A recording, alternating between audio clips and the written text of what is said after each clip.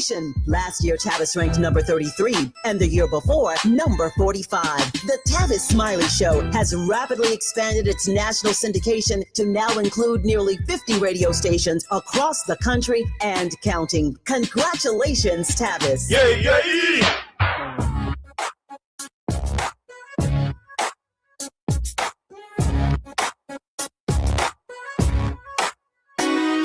Jesse Jackson Jr. Show.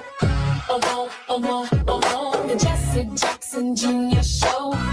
Oh, the Jesse Jackson Jr. Show. Oh, the Jesse Jackson Jr. Show. Oh, come on and talk with me. I'm just looking forward to the Jesse Jackson Jr. Show on KBLA Talk 1580. The Faith Not to Fall. Reverend Teresa Horde Owens is our regular contributor in this hour, and she joins us as well here at the Beyond the Book store here in Homewood, Illinois, 18063 Dixie Highway here in Homewood, Illinois. Our very special guest in this hour is none other than Dr. Davis. I'll come to her biography and her introduction in just a moment. But Reverend Terry Horde Owens is the general minister and president of the Christian Church Disciples of Christ in the United States and Canada, an author and advocate for the church living out its calling. She is the first person of color and second woman to lead the denomination. Since her election in 2017, Reverend Horde Owens' ministry actively reflects the disciples' priority of being an anti-racist church, being a movement for wholeness, welcoming all to the Lord's table, even as God has welcomed us. In keeping with the disciples' historic commitment to Christian unity, she serves in leadership at the National Council of Churches as the treasurer of the governing board and a member of the World Council of Churches Central Committee. Reverend Owens, welcome forward to the Jesse Jackson Jr. Show. Welcome, welcome. As always, I've enjoyed the first hour with all the talk about reading and books. I'm particularly excited that Tania Davis is our very special guest, an accomplished human resources recruitment professional. Tania is a scholar as well as a leader, holding an MBA from Loyola University of Chicago and a PhD from Benedictine University's Center for Values-Driven Leadership. Her dissertation, titled Influence of Organizational Culture on the Display of Servant Leadership, is a testament to her exceptional academic credentials. Tania, welcome forward to the show. Thank you. Thank you. Tania, let me ask you a question about servant leadership. We are joined with the Disciples of Christ General Minister and President, a regular contributor on the Jesse Jackson Jr. Show. Your concern for the next generation and the idea of servant leadership.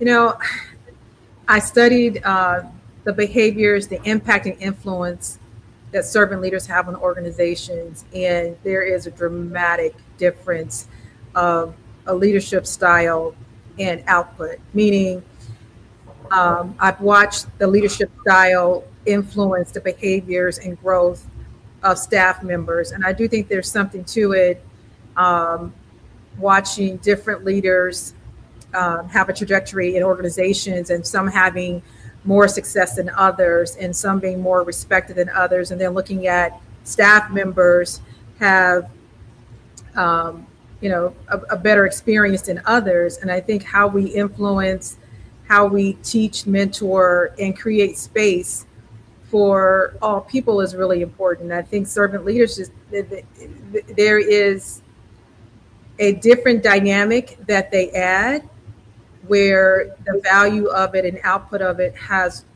more sustainability and longevity within organizations. And all the research that I've conducted shows that there is something to leading and caring, and it's not a weakness and it's not a soft leadership, but it's actually a strength to be able to get the best out of the talent that's around you and identify where the superpowers lie and help everyone have a strong, experience within an organization based on the skills that they bring to the table.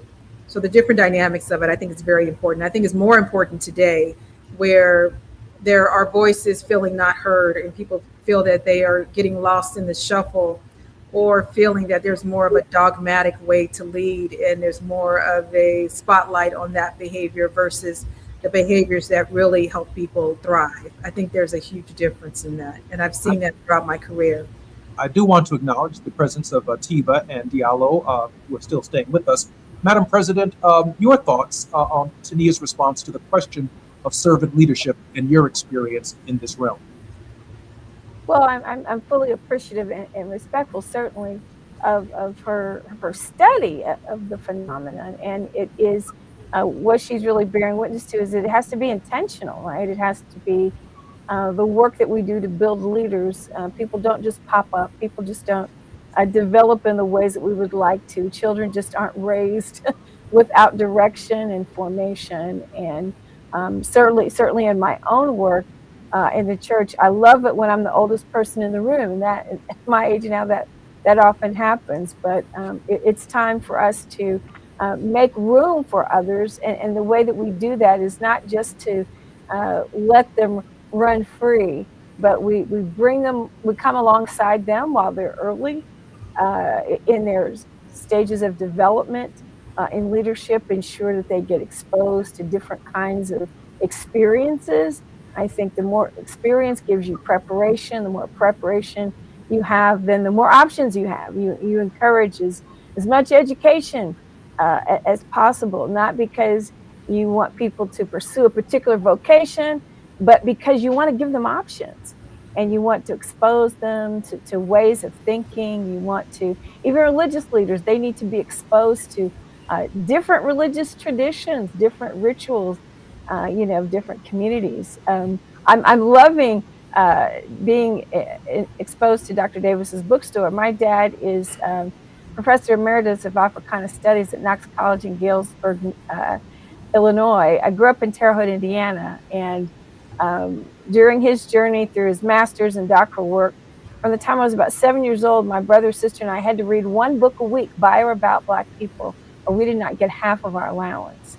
And so our library, by the time I was graduating from high school, was pretty intense. And I continued a minor in African American studies, but I used to mimic my dad. He gave me an old briefcase, and I put my Dr. Seuss and all my other little books, and I walked around like my dad did with a briefcase because that's what I saw. I love books because that's what I saw. I was required to do it, but that's what I saw. And I think we have to help them see and give them these experiences. It's an intentional process. Mentoring is intentional. I'm Jesse Jackson Jr. You're listening to Jesse Jackson Jr. Show on KBLA Talk 1580. When we come forward, Diallo, Atiba, Dr. Tania Davis, and the President and General Minister of the Disciples of Christ Church, our very special guests on KBLA Talk 1580, our last Monday in 2025. More when we come forward on KBLA. It's afternoon drive time with Jesse Jackson Jr. Only on K. Texting privacy policy and terms and conditions posted at textingterms.us. Texting enrolls you for recurring automated text marketing messages. Message and data rates may apply or price stopped, opt out. Hey man, how did the date go? I had to cancel. I don't get paid until Friday. You didn't know that you can get up to a $750 paycheck advance with the Current app? Where was that information yesterday? All you have to do is download the app, see if you qualify. $750. Boom. You think I should call her back? Yeah. I'm going to do it. All right. Need money before payday? Current has you covered. Set up an eligible direct deposit to see if you qualify for a paycheck advance of up to $750. Get ahead with Current. Text LIST to 323232 to sign up today. That's LIST to 323232. LIST to 323232. LIST to 323232. Paycheck advance is offered by FindCo Advance LLC, a financial technology company, not an FDIC-insured bank. Eligibility and available amounts may vary and are subject to change at any time. For full terms and conditions, visit current.com or call 1-888-851-3177 for more information. KBLA Talk 1580. We've got a lot to talk about. KBLA Talk 1580 reminds you that we keep us safe. Every girl deserves a chance to shine. That's the belief behind Forgiving for Living, Inc. Since 1999, this organization has been empowering at-risk girls ages 13 to 18, helping them overcome behavioral and mental health challenges. Founder Wendy Gladney's personal journey inspired the mission to give girls hope and purpose through the power of forgiveness. Through their ambassador program, workshops, and annual conference, Forgiving for Living has touched over 3,000 young lives, providing mentoring, life skills, training, and tools for building self-esteem and confidence. You can make a difference. Visit forgivingforliving.org to donate, volunteer, become a mentor, or find help for a young girl in need. Forgiving for Living, Inc., building brighter futures for young girls. Visit forgivingforliving.org today. This is a community call to action from KBLA Talk 1580.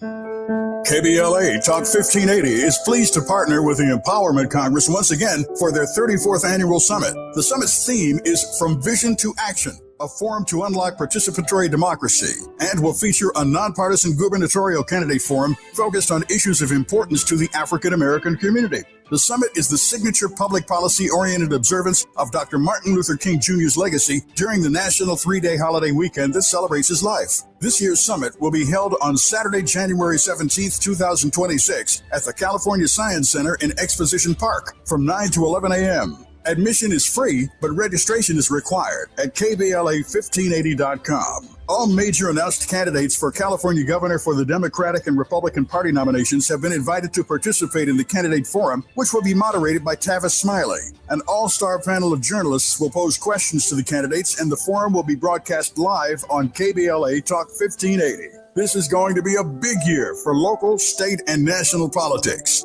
The political pulse of 2026 beats on KBLA Talk 1580. Now back to more of Jesse Jackson Jr. on KBLA Talk 1580. The Jesse Jackson Jr. Show. The Jesse Jackson Jr. Show. The Jesse Jackson Jr. Show. The Jesse Jackson Jr. Show. King Quality drops the beat. Come on and talk with me. I'm Jesse Jackson. Welcome forward to the Jesse Jackson Jr. Show on KBLA Talk 1580. It's Moving Mountain Mondays with our very special guest, the President and General Minister of the Disciples of Christ Church, Reverend Terry Hoard Owens. Our very special contributors, Atiba, as well as Diallo Brooks. We are at Beyond the Book in Homewood, Illinois. You all have got to see this space. Atiba, I can't wait to host your book, Saving Grace, right here at the bookstore at Diallo. Should you write a book, and I think several of them, I can't wait to host you here as well. And I think I got a couple of books I'm ready to re-release right here. The space is absolutely fantastic. 18063 Dixie Highway. You've got to see this place. Let me come forward to the question that was raised just before the break. Give Atiba and Diallo an opportunity to respond to this question of servant leadership. Diallo? Sure. So it's something that hits very close to my heart, particularly because of the work that I do. Working in the social justice space, I really believe that all of our work and leading organizations should be around servant leadership. And also, I feel like we have to make sure that that servant leadership is based on the values of the work that we prescribe to others externally. And what I mean by that is that oftentimes within organizations, you see an external focus around certain values, but that internal value, the focus doesn't also turn internally. And so it is really important that leadership structures, leadership styles actually are married to the values in which you purport to the world. Meaning that if your values of fairness, of equity, of inclusion, of diversity, things of that nature don't exist internally, then you're missing the mark as a leader, as an organization, as a structure. And I think there's an intentionality about that. And I love, Tania, that you mentioned before around the fact that you have to be intentional with the thought process of bringing those values to the work. And it's important that we not only support that, but we also train folks and have the continued conversation. Because one thing I know about leadership is that it's a continued evolutionary process. Because we're individuals, we bring our own biases to the places and spaces that we're in, and we have to be intentional about unpacking those biases in ways that help to grow the folks around you. And for me, it's really, really important, particularly when you're working with a lot of younger staff members within organizations, is to ask those folks, where do they see themselves in 5 years, 10 years down the road? And how is this position, how is the work that they're doing, how am I as a leader helping to support that growth in that person that is working with me? And I think you get better outcomes within your organizations, within your structures, when you're truly caring about the folks that you work with, but also not just caring in words, but caring in actions, meaning doing the things necessary to create healthy environments for those folks to flourish and to thrive. Let me ask Tania if you'd like to respond to that first, but then I certainly want to hear Ativa's thoughts on servant leadership, and then return our program to the president and general minister. Tania? No, I totally agree with everything he said. I mean, I just put a bow on it, and I've seen evidence of that. And the intention behind it is so critical, because people know. They know if you're really trying. They know if you're not. They know if you're including them, and they know if you're not. Whether it's subtle or whether it's microaggression, people know. And I think we've seen enough evidence of that. So thank you for that. I agree with all of that. Ativa. So first off, one of the reasons why I really like being on this show with Jesse is that I'm always learning something new. To be honest with you, I never heard the term servant leadership until just now. And so I looked it up. But as all of you were talking, there was something that came to mind. One is something that Nelson Mandela said about being a leader, that a leader leads from behind, and that it was like herding sheep. That if the leader is out front of the sheep, when he gets home, he won't have any. And it also made me think of something from Dr. Benjamin Mays about you make a living by what you do, you make a life by how you serve. And right now we're living in the context of it feels like we're in a whole nother universe, right? Because we have leaders who seem to be putting themselves so out front that we don't see them in any way, in terms of my opinion, looking as if they intend to serve or to even serve the needs of those who they are supposed to be leading. So, I'll wrap up my piece with a bow and just say what each of you all said, I'm in total agreement. Madam President? Yeah, I just want to go back to what Diallo said about making sure that the values that you're projecting as a leader, as a part of an organization, outwardly are the same values indeed that you are honoring and really insisting upon internally. And in a world like mine, I'm a second career minister, so I was in the last 8 years come to this role, spent most of my time in corporate America, and then I was an associate dean at the Divinity School at the University of Chicago after I went to seminary. So I brought a different understanding of leadership into this religious space where, church folk just must be nice. And my denomination is 80% white, 10% black, 6-7% Hispanic, and 2 to 3% Asian Pacific Islander.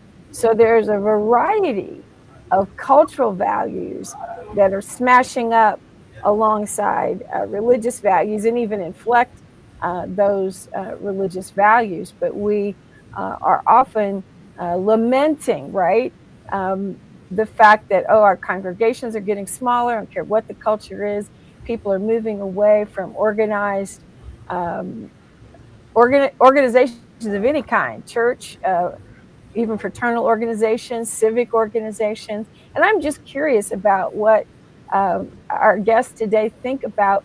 How are we instilling these values? Where are the places where we're creating and incubating environments beyond, and even preparing people to do that in their homes, because those values are being instilled in different ways than they were when some of us were growing up. And we can lament that, or we can see how we in our own way can influence the installation of and incubation and development of these kinds of values in our young people. They're looking to different things to model themselves after. I find it somewhat concerning, and we're trying, not just me, but anybody who's in organized religion these days is trying to figure out. I'm not as concerned about the numbers of the people in the pews, as I am about our continued impact on social justice and society, and how my organization can help people understand that I really am committed to those values that I speak about. So I'm just curious, how are you all thinking about this? How do we instill the values? What structures, organizations do we need to create or maybe recreate in order to do that? Dr. Davis? I think at the Beyond the Book is creating space for the conversation itself, and everything with intention. I mentioned earlier, even with reviewing books that come into the bookstore from independent authors, right? I don't accept every all content. I look for content that aligns with the principles of the store, and I think creating the space for people to have the conversation. I think the conflict itself, we see that and we see the evidence of that, but what we don't see is how people resolve things. And so I think just having the ability to have the conversation and have disagreement is more critical than anything, because when I talk to the young people, they don't see that reconciliation. They see one or the other.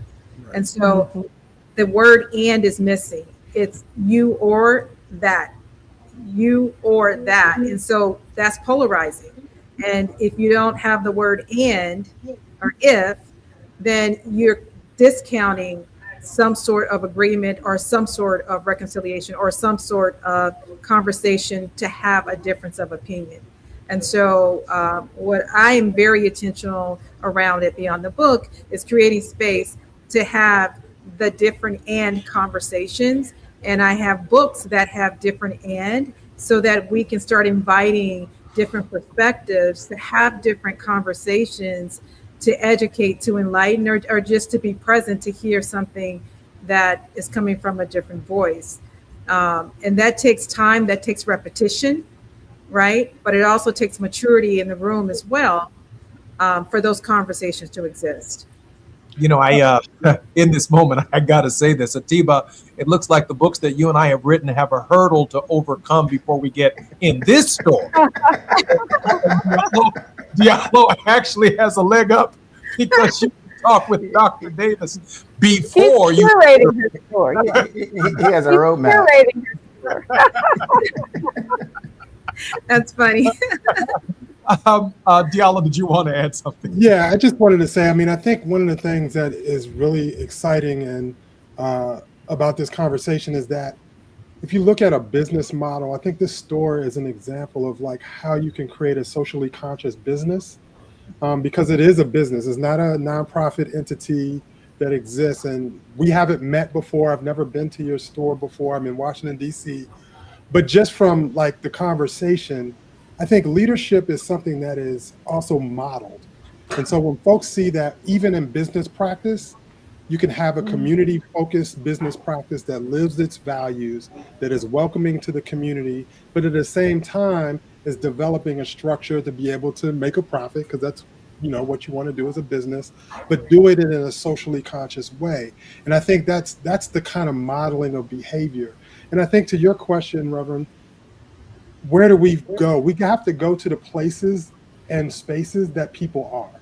And so whether it's created community spaces like the bookstore, whether it's digital platforms that exist, the modern era is going to be the modern era. And so we have to meet folks where they are to help model that behavior. And one of the things I love, Jesse, about this show, I think we do model that behavior by how you even run this podcast, right?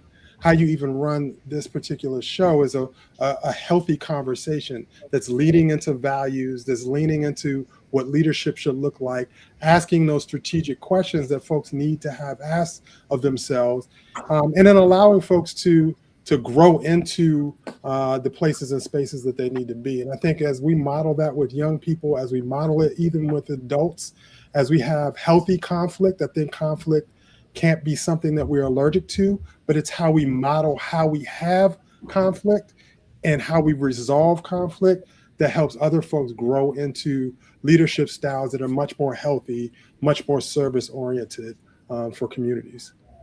Madam President? Absolutely. Going where they are.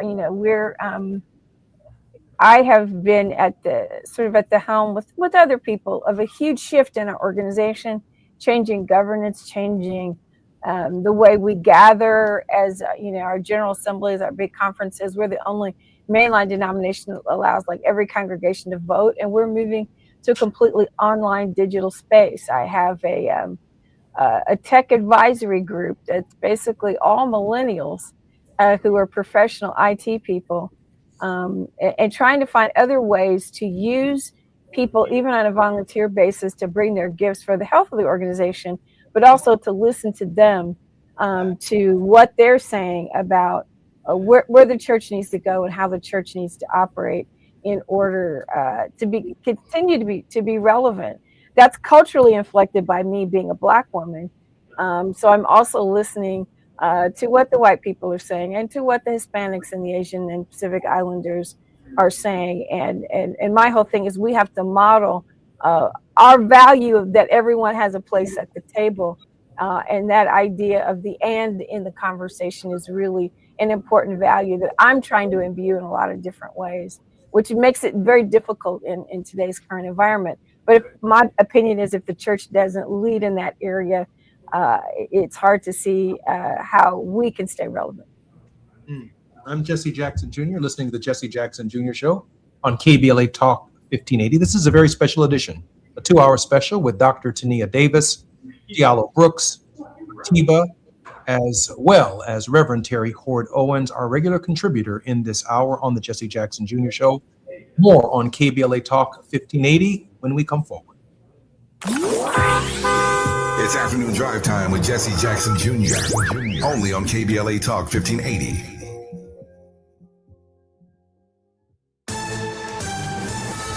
I'm Amber Payton with BIN News Now. Black New York City Mayor Eric Adams says he's excited about life after City Hall, hinting he plans to use cryptocurrency to help fight anti-Semitism. I want to go back to school, but I also want to use cryptocurrency. Adams says travel will be part of his next chapter as he prepares to leave office after Mamdani is sworn in on New Year's Day. The parents of an HBCU Kentucky State University student killed earlier this month have been arrested, accused of intimidating the shooter, Jacob Bard.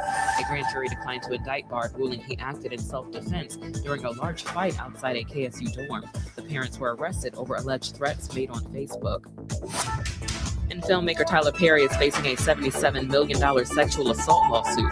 The suit alleges Perry sexually harassed and assaulted Mario Rodriguez at his Los Angeles home and claims Lionsgate ignored the misconduct. Get BIN News Now on demand 24/7 on the iHeartRadio app.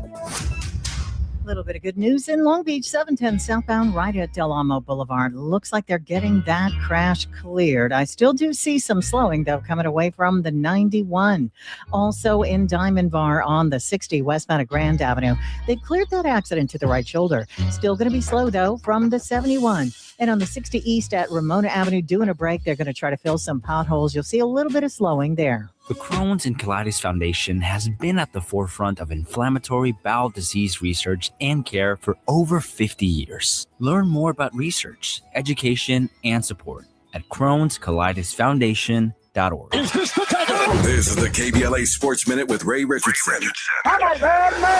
Clippers coach Ty Lue did something Sunday night that may not have ever been done before in the NBA, or at least in the last 50 or 60 years. For Sunday's game against Detroit at the Intuit Dome in Inglewood, Lue's starting lineup featured 5 players over the age of 30. Nicholas Batum and Brook Lopez are the oldest at age 37. James Harden is 36. Kawhi Leonard is 34. Chris Dunn is 31. In this day and age of youthful players around the NBA, a senior lineup such as that is very rare. The decision by Lou to go with experience paid off. The Clippers beat Detroit 112-99 to win their fourth straight. The old guys have a chance to catch up on their rest. The Clippers' next game is Thursday night at home against Utah. Kawhi's career-high 55 points Sunday tied Harden for the Clippers' single-game franchise record. Harden dropped 55 at Charlotte on November 22nd. No debates, no speculation, just the info you need. That's your KBLA Sports Minute. I'm Ray Richardson. More news, opinions, and conversation when we come forward on KBLA Talk 1580. Break out the champagne. Everybody get a glass. Tavis Smiley is now ranked number 16 nationally and the highest rated talk show hosted by an African American on the 2025 Talkers Heavy 100 list of the most important talk radio hosts in the nation. Last year, Tavis ranked number 33 and the year before, number 45. The Tavis Smiley Show has rapidly expanded its national syndication to now include nearly 50 radio stations across the country and counting. Congratulations, Tavis. Yay! As a mom, comforting my family is what I do best. Vicks Vapor Stick provides soothing, non-medicated Vicks vapors in an easy-to-apply stick, and it dries fast, so there's no mess. I use it to comfort myself and my family. Thanks, Mom. Vicks Vapo Stick, soothing comfort for the whole family. And try Vicks Vapo Shower Max for steamy Vicks vapors when you need more comfort for yourself. Use as directed. 10 athletes will face the toughest job interview in fitness that will push past physical and mental breaking points. You are the fittest of the fit. Only one of you will leave here with an iFit contract for $250,000. This is when mindset comes in. Someone will be eliminated. Pressure is coming down. Trainer Games on Prime Video January 8th. Watch the trailer on trainergames.com. KBLA Talk 1580. We've got a lot to talk about. KBLA Talk 1580, connecting you with services and solutions. The Autopsy Initiative provides a second autopsy free of charge for victims' families who have lost their loved ones due to a police-related death. The services offered through the initiative include the completion of a second autopsy, disclosure of preliminary findings, and a final autopsy report. A police-related death is when an individual is harmed by police officers using deadly force, which results in an individual's death. Police-related death includes in-custody deaths, including those that arise during contact with law enforcement officers during arrest, pursuit, booking, transport, or incarceration. The Autopsy Initiative has a team of board-certified pathologists on call. An autopsy request may be completed by anyone with a close relationship with the victim, which may include the victim's spouse, partner, relative, close friend, or lawyer. To request a free second autopsy for a victim of police violence, please visit knowyourrightscamp.com. That's knowyourrightscamp.com. Then click on Autopsy, then click on Request. At KBLA, we believe in justice for victims of police violence. We say their names, and we don't black down. This is a community call to action from KBLA Talk 1580.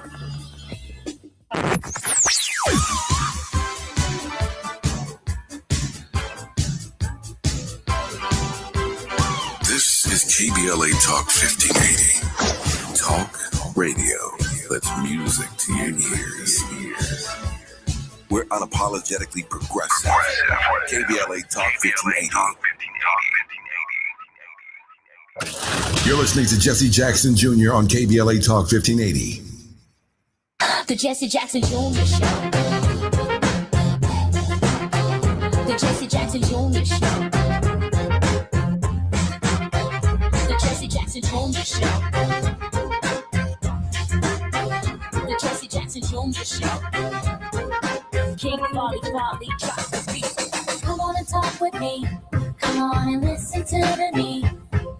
Come on and talk with me. Come on and listen to me. KBLA Talk 1580.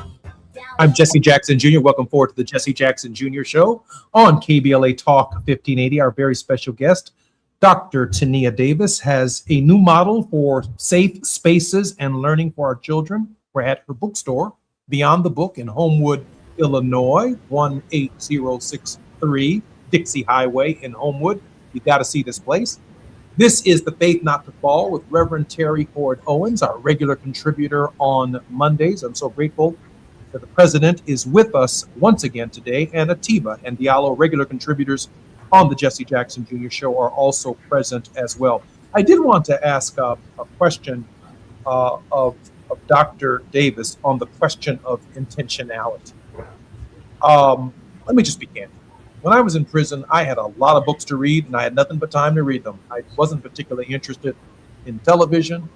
The television room is always fraught with lots of problems in the joint, and I have seen men like I did read more books, expand their horizons in this quiet space of incarceration in ways that I just can't do it on the outside. I mean, we're so busy and we have these little devices in our hands, Dr. Davis, that are so consuming that if I didn't know how to play chess before the cell phone, I probably never would have played it or learned it in today's era. And so I keep hearing this word intentionality, Dr. Davis. How do we get there? How do we recapture this space? I would say take it one step at a time. And I don't try to solve for everything at one time. I just take one aspect of what I'm trying to solve for and intentionally, what is it that I'm trying to achieve, right? It's something as simple as creating the quiet zone. The quiet zone is just for that, to create space for people to come in and write, to have some sort of camaraderie and a very safe space, but also a quiet space to sit still, to write, to draw, or what have you. So I set the tone and the expectation around what we're trying to achieve and bring in like-minded individuals to do that and create space and also hear the feedback to make that happen. I think there's just so much coming at us in terms of information, and we're flooded that we try to capture all of it and solve for it all at one time. And I take it in segments and state what the objective is around each aspect of it and get feedback along the way and then execute it. And I have found that people are more responsive to that because they too are trying to solve for many things at one time, and people are overwhelmed. Right. It's something as simple as getting back to writing. I mean, I hear the same thing from customers come in. They haven't been able to sit and read a book in over 6 months or a year, and they want to get back to it. And I say, well, let's start with one story at a time. Let's not, they're looking at 5, they have 5 books in their hands. And I said, well, clearly you're not going to do 5 books. So let's start with one. And where is your interest? What are you most interested in? And kind of just start from there and take those little tiny pieces and move towards something that people can feel that they are accomplishing something. Because what I found is, like, some people come in and grab a bunch of books and they don't read any, and then you kind of help them hone in on that one, and they're like, wow, I read through the book, now I want another one, right? And so just take people where they are. I heard someone say that earlier. Take people where they are and help guide them through where they're trying to go. A large aspect of that is listening. I find myself listening. Huh? No, I listen with you. Let me ask the president a quick question. Madam President, Howard Thurman referred to these moments as centering moments, as the time that we take to find ourselves in the solace of space. Madam President? Oh, absolutely. And I'm in the middle of a 3-month sabbatical with Saturday on February 1. And as you know, Jesse, I've been talking about my kind of living with Howard Thurman's The Mood of Christmas during this season, and that notion of finding space and rest. And for many people in an academic environment, a sabbatical will mean it's time to read and write.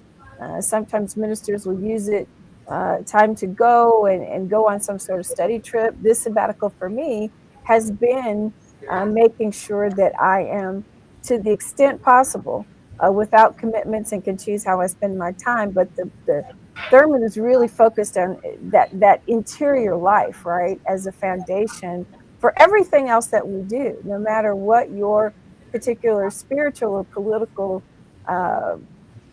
framework may be, at the heart of the human experience has to be some sense of an inner life, and really some sense that there's something beyond yourself, however you may define it.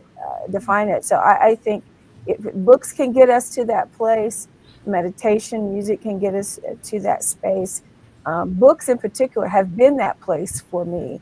I am able, when I am reading, to literally shut out everything around me. And my mother tells me I was that way as a child. They actually took me to a hearing specialist thinking that my hearing was poor when I was a child. And it's just that if I were reading a book, I don't care what it was hard to break through. And sometimes a book can be that. But however we get to owning our own interior selves as a part of the building blocks of who we are to the world, I think is really, really important. And I think that's something also that has to be introduced with intentionality. And there are lots of ways to get at that. And even organized church, or what we've known as traditional church, is having to rethink how you both model and invite people into that kind of interior life. I just think it's essential for us as human beings to have our own agency and to find our own meaning and purpose in the world. Let me tell you what's really fascinating. Even as we do this show live from Beyond the Book in Homewood, Illinois, Dr. Tania Davis, who owns Beyond the Book here in Homewood, Illinois, has to go handle some transactions. And we don't stand between her and transactions, even while she's doing this radio. Atiba, the centering moment that it takes to write Saving Grace. Love, to be honest. And I kind of wanted to go back to, even if you don't mind, to the segment before that we were talking, because I think all of this is like, in terms of from American culture, that that's also missing is when I say familial, I'm talking about the family. We've gotten so conditioned. At least I often see so many families that will put an iPad or a phone in front of a child to keep their attention, when they could simply put a book in front of that child, especially during their development stage. I think when I think about it, how many times have you ever watched the show The Simpsons, which to me is indicative of what we see today in American society, with Bart with a book? It was usually always his sister. And then it was like he was kind of talking bad about her as the nerd. I always tell people I'm just a nerd. So in terms of centering, in terms of me and writing Saving Grace, the thing that really, I guess, excites me, and that I've had 2 manuscripts now for 2 more books to follow the story, and being asked, is there going to be a 4th, is that I get to be the first one to read it. I get to be the first one to know what's going to happen next. That's what keeps me and gets me coming back to it, because I don't know exactly where the story is going to go, even though I may write an outline for it. And I think in terms of what I would like and what I thought about a lot writing the first books, writing Saving Grace, was I want to write a story that's a page turner, like it was for me with J.K. Rowling's first book, Harry Potter, that's visual, that allows the reader the opportunity to develop their own impression of what they see in the visual context of what they're reading in the book. I'm Jesse Jackson Jr. When we come forward, a few final thoughts from each of our guests. A word of hope from Dr. Tania Davis on the Jesse Jackson Jr. Show, KBLA Talk 1580. More when we come forward in our final segment. At least bring you up to speed on the news of the day. You're listening to Jesse Jackson Jr. only on KBLA Talk 1580.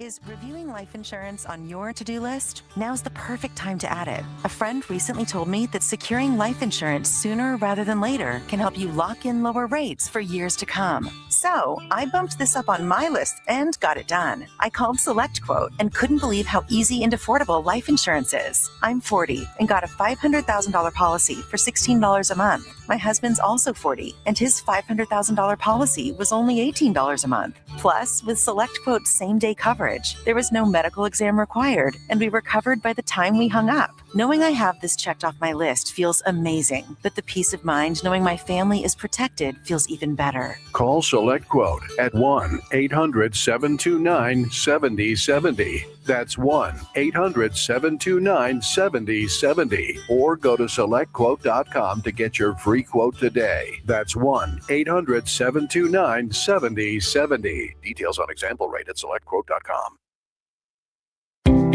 Are you coughing a lot, especially at night? Are you often short of breath? Are you using your rescue inhaler often? These could be signs that your asthma is not under control. To keep your asthma in check and help prevent an asthma attack, ask your healthcare provider for an asthma action plan. This is a personalized plan you create with your doctor that shows you what to do and what medicines to help control your asthma and to use when you're having a hard time breathing or when you're having an asthma attack. Please don't wait until you're having an asthma attack. Do something about it now. Schedule a visit with your healthcare provider today to make that action plan and take control of your asthma.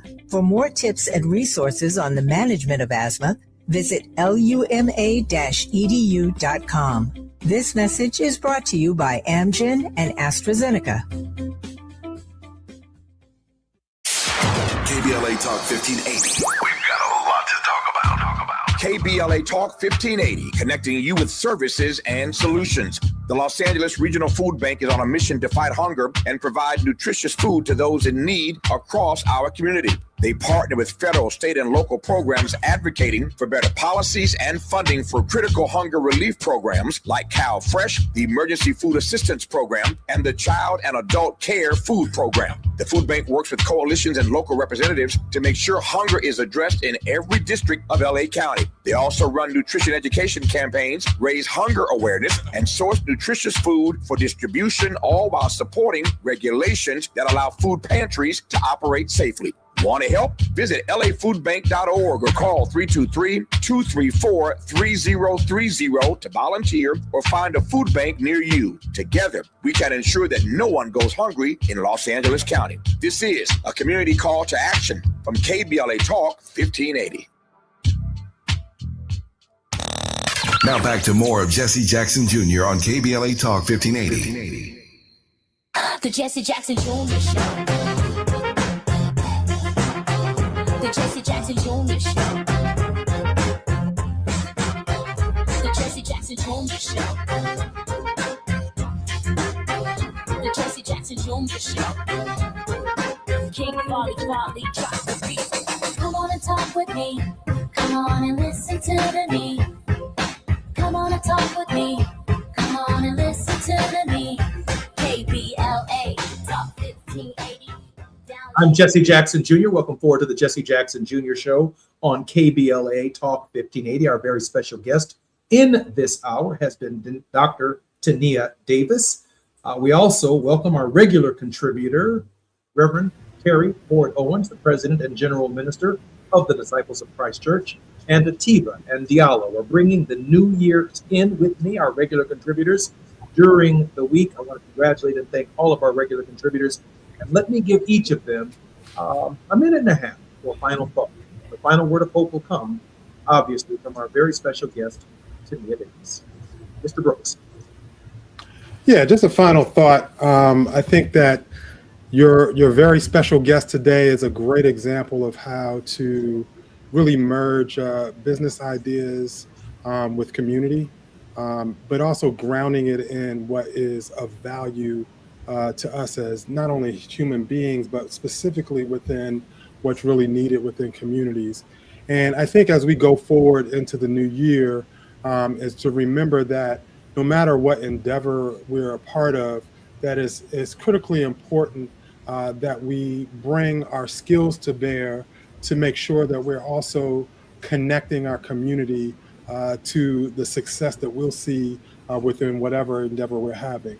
Because at the end of the day, we really want to create healthy, thriving communities that are connected, that are learning together, that are supporting each other. And so I just want to commend Dr. Davis for really doing the work that she's doing in her community but also be an example for young people and just other community members about how to invest in a way that really creates real change.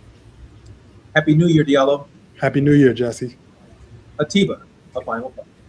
Yeah, thank you, and thank you for to the team for putting this show together and for this conversation.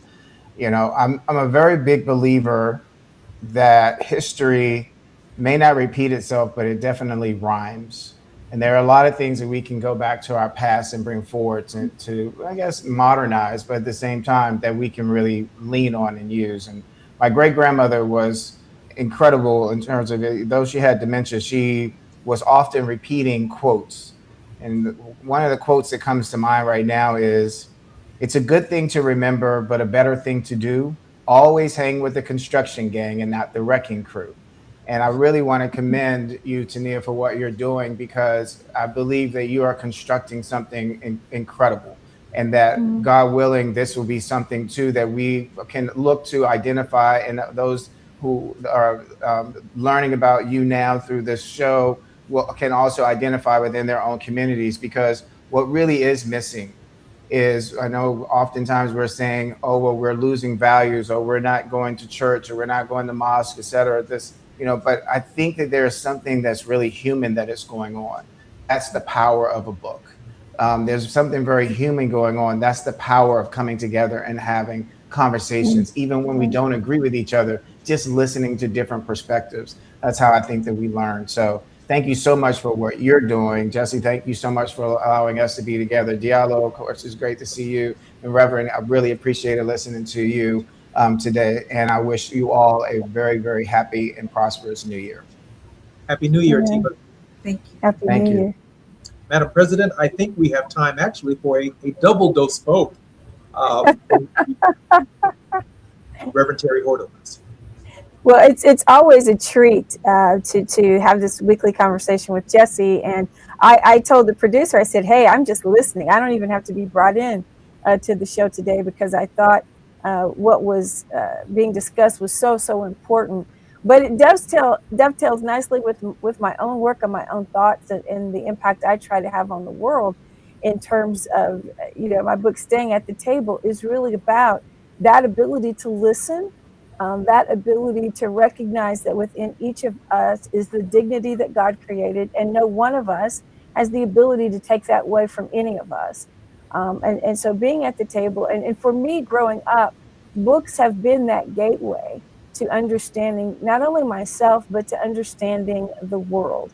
And knowing my own history, there is still, my son, 30 years after I was in elementary school, wasn't getting any more Black history or dignity of his person as a young Black boy than I got as an elementary school person. So I always had to supplement that with books that I made sure that he had. Doing the same thing with my 3-year-old grandson, who is loving books. And when he opens a package, he says, "New books." He gets very excited about a new book, but that's intentionality, right? That's intentional. My dad was intentional with us. I've tried to be intentional with my son and down the road. So thank you, Tania, for creating this safe space where the community gathers to hear the stories of our people, but to hear the stories of all peoples, and to know that there are stories and histories that simply cannot be erased, and building up those social skills, right? To sit and talk with other people about what we've learned and discerned. That to me is a part of one's own interior life, as I said earlier. So I salute you, Tania. I'm going to have to swing by this bookstore before my travel schedule starts up in February, and make sure I patronize you and perhaps buy some things for my grandson. But as Howard Thurman reminds us at the end of The Mood of Christmas, looking forward to the new year, he's both reflective, but he's also reminding us that God has promised that all things are always new. And for me, the understanding of God's limitless love for all of us continues to give me hope, no matter who's in the White House, no matter who's in any elected office, but helps to remind me that there is still more I can do, and to not get discouraged. So I think that hope of future tomorrows is something that we must carry with us into 2026 and taking time, as I have said, to armor myself and prepare for what is ahead. My theme has been the growing edge. That's been my theme for the sabbatical, and I'm going to try to live on that growing edge going into the new year. So happy New Year to all of you, and continued blessings on all that you do in your communities, and may God prosper you in all sorts of ways because of it. Happy New Year, Madam President. Happy New Year. Happy New Year. Final word of hope, Dr. Tania Davis. Well, first of all, Reverend Owens, that was amazing. And I think it's so important that we don't let stories die. And my last words encourage all of us, look at books as gifting for 2026. So as we look at, whatever gifts and toys and things like that, I think the best gifts that we can give kids is the book of knowledge and the stories that have been so wonderfully crafted, that we not only give them the book, but also tell the stories and how some of these books came about to be. And I think that's so important to understand the stories behind our stories. And so I'm encouraging everyone to look at not just storytelling itself, and as we gift books, not for the sake of buying a book, but understanding what that book brings to the conversation and to that child's growth and development. That would be my cry out, is to really be intentional about how we're gifting the next generation of readers with books. I am so grateful for all of our guests and our regular contributors, particularly Dr. Davis. I want to take this opportunity to wish a happy birthday. 29 years old on the 29th. He is our engineer, Taz Scott, who comes to this show every day. He's behind the scenes, and we brought Taz forward for the final minute of our show. Taz, happy birthday.